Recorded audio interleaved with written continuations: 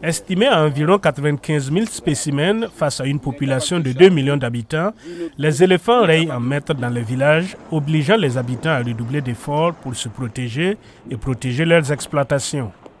Dans toutes les 9 provinces du Gabon, on retrouve le conflit. On recense les dévastations sur l'échelle nationale, du nord comme au sud et d'est en ouest. Ça, c'est ma plantation. Donc, ils avaient cassé la barrière, c'était en bas là-bas. Donc, c'est ça la porte. Quand on sort, on ferme comme ça là. Les éléphants, ils sont maintenant éloignés. Ça nous aide maintenant pour le moment. Mais des fois, il y a des moments, quand ils décident, quand il vient tout un troupeau, c'est comme s'il peut casser ça et il rentre. Le danger se vit également sur les routes, car une rencontre avec ces pachydermes peut s'avérer dangereuse.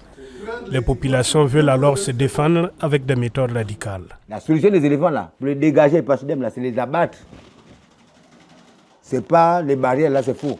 Moi, je ne sais pas qu'est-ce que les hommes du gouvernement ils protègent, si c'est l'être humain ou si c'est la bête. Je ne sais pas à quoi l'éléphant leur rapporte. C'est ça là la chose qu'il faut un peu nous expliquer. Qu'est-ce que l'éléphant fait pour les hommes de l'État par rapport aux êtres humains? Début décembre 2023, 3 mois après son coup d'État, le président de transition, le général Brice Oligui Nguema, avait pris ouvertement position appelant à abattre les éléphants jugés trop dangereux. Et lorsque le président avait dit abattez-les, il faisait allusion à la légitime défense.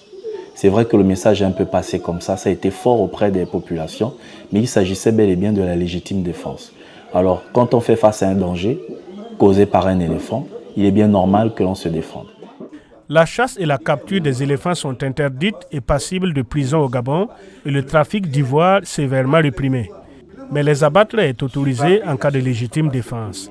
Il faut alors informer l'administration, avoir une arme en règle, établir un constat après la mort de l'animal et remettre les ivoires à l'État. Grâce à ces politiques strictes de conservation, le Gabon, couvert à 88% de forêt, est devenu le pays refuge des éléphants de forêt. Vous pouvez faire combien de kilomètres par jour? 50. 50 par jour.